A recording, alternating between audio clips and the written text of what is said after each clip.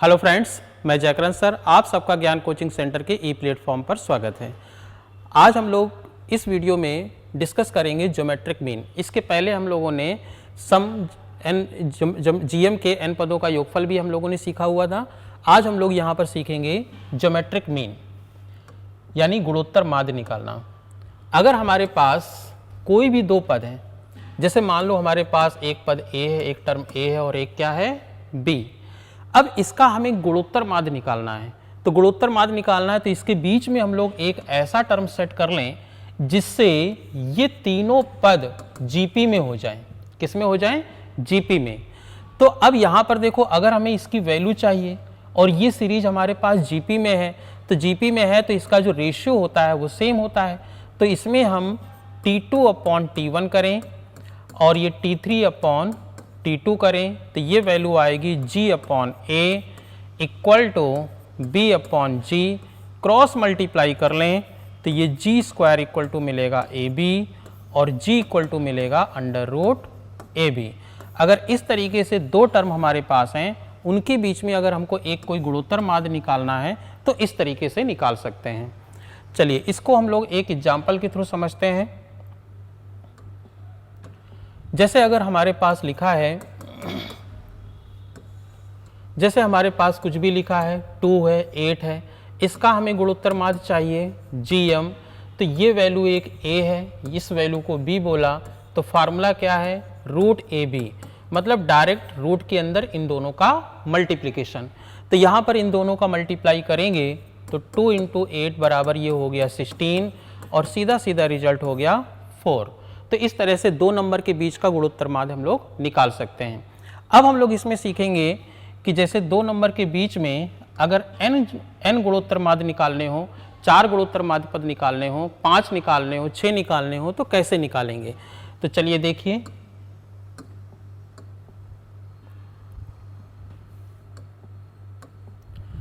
जैसे हमारे पास लिखा है A और ये B, इनके बीच में अगर हमको n गुणोत्तर मध्य पद निकालने हैं, मान लेते हैं ये है हमारे पास G1, G2, G3 यहाँ से लेकर के Gn। ठीक, अब इस श्रेणी में टोटल कितने पद होंगे? ये पहला, ये लास्ट, तो दो तो ये हो गए, n इसके बीच में और ले लिए तो टोटल पद हमारे पास हो गए n+2।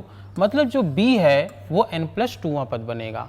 तो यहाँ पर इसका अगर हम फार्मूला लगाएं जीपी में, Tn+2 इक्वल टू AR की पावर n+2 - 1, तो ये है B इक्वल टू AR की पावर n+1। इसको नीचे ले जाएंगे तो B/A R की पावर n+1 और इस तरीके से R की वैल्यू अगर लिखें तो ये B/A whole to power 1/n+1, ये आपके पास R फाइंड हो जाता है। अब अगर हमको यहाँ पर G1 चाहिए तो ये G1 के लिए ये बनेगा A×R, G2 हमारा बनेगा AR², G3 हमें हमारा चाहिए AR⁻3 और इस तरीके से Gn इक्वल टू AR की पावर n तक हम लोग फाइंड कर सकते हैं। चलिए इस कॉन्सेप्ट को हम लोग एक एग्जाम्पल से समझते हैं।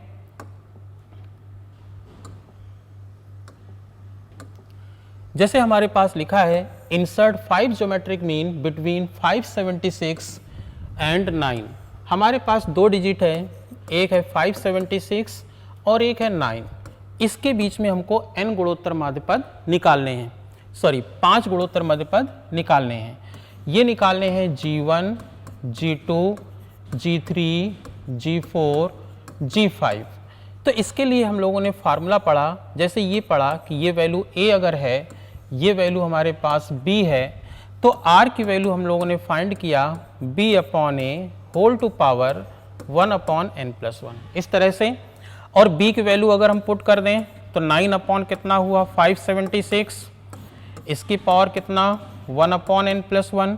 n के प्लेस पर हमारे पास है 5, क्योंकि 5 गुणोत्तर मध्य पद चाहिए तो n की वैल्यू हमारे पास 5 है, इसको यहाँ पे रख लेंगे तो ये 1/ हो जाएगा 5+1। अब 9 से इसको काट के देखें तो 9 से इसको काटेंगे तो 576 डिवाइडेड बाई 9, 9 6 54 और ये हो जाएगा 3 6 और ये, तो ये रिजल्ट आ गया 64। तो मतलब ये आया 1/64 होल टू पावर कितना 1/6। अब 1/64 को हम लोग लिख सकते हैं 1/2 की पावर कितना आ जाएगा 6 होल टू पावर 1/6। अब ये 6 इससे कैंसिल, तो रिजल्ट क्या आया 1/2। तो r की वैल्यू हमारे पास क्या आ गई 1/2। अब इस तरीके से हमको 5 ज्योमेट्रिक मीन चाहिए, तो इसको हम लोग यहाँ पर लिख सकते हैं G1 जो बनेगा वो AR, A कितना है 576, R की वैल्यू 1/2, इसको काट दीजिए, 2 दूना 4 और 2 8 16 अगेन, तो ये आपका हो जाएगा 576 को अगर काटेंगे तो 288। अगेन G2 निकालना है, तो G2 निकालना है तो इसमें मल्टीप्लाई कर लो, या तो ये कर लो AR स्क्वायर कर लो, तो AR स्क्वायर, तो A की वैल्यू आपके पास 576 मल्टीप्लाई 1/4, इसको डिवाइड कर लेंगे तो ये 144 आएगा। नेक्स्ट आपका है G3 AR क्यूब, ये निकालेंगे तो इसी को ले लो 144 और ये multiply 1/2 that is 72। G4 equal to AR की पावर 4, AR क्यूब तक निकाल चुके हैं, AR क्यूब हमारे पास है 72 मल्टीप्लाई R एक्स्ट्रा है 1/2, ये 36। नेक्स्ट आपके पास आएगा G5 AR की पावर 5, AR की पावर 4 हमारे पास 36 है मल्टीप्लाई 1/2 और ये 18, तो ये निकल गया 288, 144, 72, 36 और ये 18। इस तरीके से हम लोगों ने देखे कि 2 नंबर के बीच में 5 ज्योमेट्रिक मीन। चलिए इसी तरह का हम लोग एक सवाल और समझते हैं। नेक्स्ट ये कह रहा है insert 5 geometric mean between 16 and 1/4, मतलब 16 और 1/4, 16 1/4 इसके बीच में कितने 5 ज्योमेट्रिक मीन आपको निकालने हैं। तो यहाँ पर देखो ये G1, G2, G3, G4, G5, इसको भी उसी तरह सॉल्व करेंगे। ये वैल्यू हमारे पास A है, ये लास्ट वैल्यू अपनी B है, R का वैल्यू निकालेंगे B/A whole to power 1/n+1। चलिए देखते हैं, B की वैल्यू हमारे पास 1/4, A की वैल्यू हमारे पास 16 और N की वैल्यू 5, तो 5 और 1 ये हो गया 6, ये बनेगा 1/64 होल टू पावर 1/6। 1/64 को लिखा जा सकता है 1/2 की पावर 6, अगेन 1/6, ये इससे कैंसिल और ये R का वैल्यू हमारे पास 1/2 आ गया। नेक्स्ट अगर हम G1 लिखें तो G1 आएगा AR, A का वैल्यू 16, R का वैल्यू 1/2, ये 8 हो जाता है।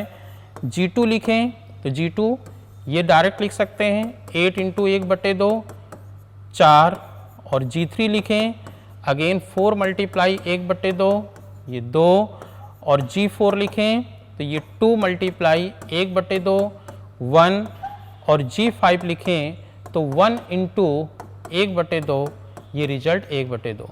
तो 8 4 2 1 और 1/2 इस तरीके से ये 5 ज्योमेट्रिक मीन हमारे आ जाते हैं।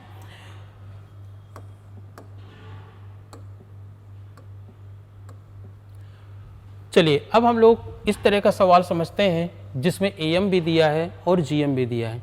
ये कह रहा है if AM and GM of roots of a quadratic equation, हमारे पास एक क्वाड्रेटिक इक्वेशन है जिसके रूट्स क्या हैं, उसके रूट का जो AM है वो 8 है और उनके रूट्स का GM क्या है 5 है।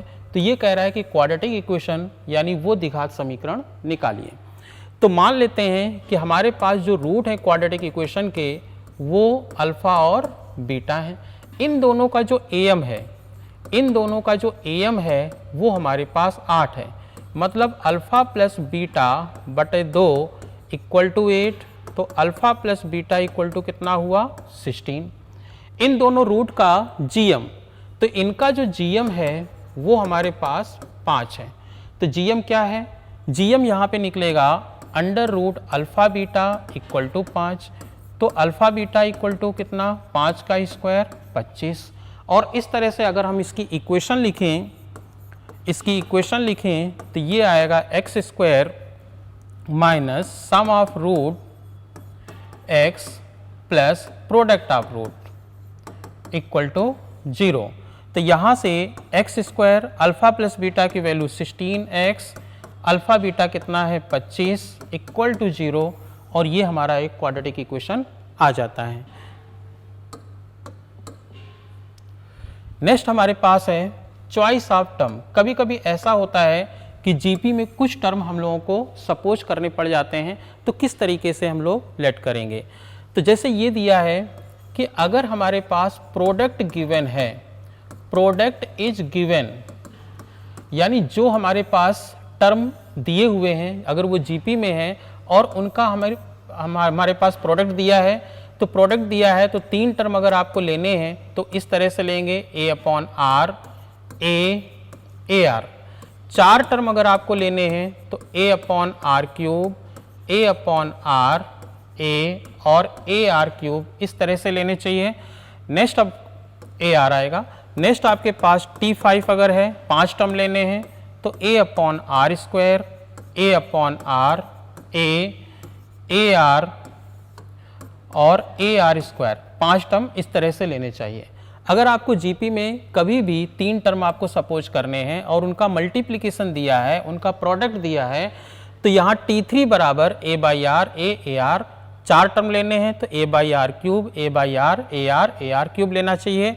T5 है तो इस पैटर्न पे लेना चाहिए। और अगर आपका प्रोडक्ट नहीं दिया है तो किस तरीके से हम लोग इसको ले सकते हैं। When product is not given, when product is not given, जब गुणनफल ना दिया हो, जब गुणनफल ना दिया हो तो उस स्थिति में सिंपल हम लोग जैसे 3 टर्म लेने हैं तो ये ले सकते हैं a ar ar²। 4 टर्म अगर आपको लेने हैं तो a ar ar² ar3। 5 term अगर आपको लेने हैं तो a ar ar² ar3 ar⁴ ऐसे ले सकते हैं। जितने चाहें उतने टर्म आप इस तरह से ले सकते हैं। चलिए इसको एक एग्जाम्पल के थ्रू हम लोग समझते हैं। इस तरह का क्वेश्चन जैसे ये कह रहा है if the sum of 3 number in GP, यानी जीपी में जो 3 नंबर हैं उनका जो योगफल है सम वो हमारे पास 38 दिया है और उनका प्रोडक्ट यानी उनका गुणनफल 1728 दिया है, तो वो नंबर क्या है ये निकालना है। If the sum of 3 number in GP, यानी 3 टर्म हमारे जीपी में है, गुणोत्तर श्रेणी में है, जिनका योगफल 38 है और उनका प्रोडक्ट, देखिए यहाँ पर प्रोडक्ट दिया है, तो अगर प्रोडक्ट दिया होता है तो 3 टर्म हमें लेने चाहिए a/r a और ar। इनका प्रोडक्ट हमारे पास है, इनका प्रोडक्ट गिवन है 1728 और इसका सम योगफल सम कितना है 38। तो ये प्रोडक्ट हमारे पास दिया है, प्रोडक्ट करते हैं a/r a ar 1728, यहाँ से r कैंसिल हो गया, ये बन गया a³ इक्वल टू ये बनेगा 1728। अब ये जो है a³ आ रहा है, इसका मतलब ये भी हमारा कोई परफेक्ट क्यूब बनेगा। तो जब ये परफेक्ट क्यूब देखते हैं कितने का बन रहा है तो 1728, इसको पहले स्मॉलेस्ट प्राइम नंबर 2 है, 2 से काटो इसको तो 2 8 16 2 6 12, ठीक है, 2 चौको 8, 2 से फिर से कटेगा 4 3 2, 2 से फिर से कटेगा 2 1 6, अगेन 1 8 108, अगेन 2 से कटेगा 54, अगेन 2 से तो 27। नाउ अब ये 2 से नहीं कटेगा, 3 से कटेगा, तो 3 से काटेंगे 9 और 3 3 जा 9। क्योंकि मुझे क्यूब बनाना है तो यहाँ से इस तरीके से हम लोग 3 3 के पेयर बना लेंगे, तो ये मिलेगा 2 गुणे 2 गुणे 3, 4 3 12, इसका मतलब ये 12 का होल क्यूब है। ठीक, तो इसको हम लोग लिख सकते हैं a³ इक्वल टू 12 का होल क्यूब, और ये a की वैल्यू आपके पास आ जाती है 12, a की वैल्यू 12 आ गई। अब हमको यहाँ से निकालना है r का वैल्यू, तो जो सम है, सम हमारे पास दिया है a/r a ar equal to 38। तो यहाँ से देखो a कॉमन ले लेंगे, 1/r, ये नेक्स्ट मिलेगा 1 plus r, 1 plus r equal to 38। अब ए का वैल्यू रख लो, ये 12, आर एलसीएम ले लेंगे तो ये होगा 1 प्लस आर और ये r into r square equal to 38। अब ये कटेगा तो यहाँ से काटेंगे तो ये कटेगा 6 और ये हो जाएगा कितना 19। ठीक, अब यहाँ से क्रॉस मल्टीप्लाई अगर कर दें तो हमको मिल जाएगा 6 plus 6r plus 6r square equal to 19r। अब ये r में क्वाड्रेटिक बनेगा 6r स्क्वायर, 19r को लेफ्ट में ले जाओ तो ये हो जाएगा -13r प्लस 6 इक्वल टू 0।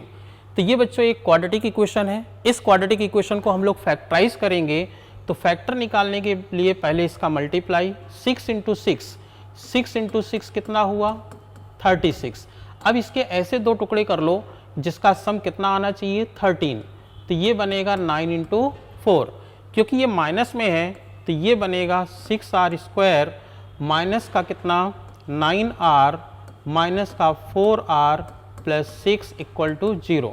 यहाँ से ग्रुपिंग कर लें, ये हो जाएगा 3r, ये बनेगा आपका r माइनस 3 माइनस का 2, नेक्स्ट यहाँ से ये 2 आएगा और ये बनेगा 2r माइनस 3। तो ये दो ग्रुप आपके पास आ गए तो ये बनेगा 2r माइनस 3 और नेक्स्ट हो जाएगा 3r माइनस 2। ठीक है, तो r की वैल्यू यहाँ से निकल आई, r की वैल्यू आ गई 3/2 और ये r की वैल्यू आ गई 2/3। तो इस तरीके से हम लोग इसमें ले सकते हैं। r की वैल्यू 3/2, ठीक है, a की वैल्यू कितनी है 12 के बराबर। तो a बराबर अगर आपने 12 ले लिया, a बराबर इधर देख लें 12 और r की वैल्यू 3/2 ले ली तो हमारे पास नंबर आ गया a/r।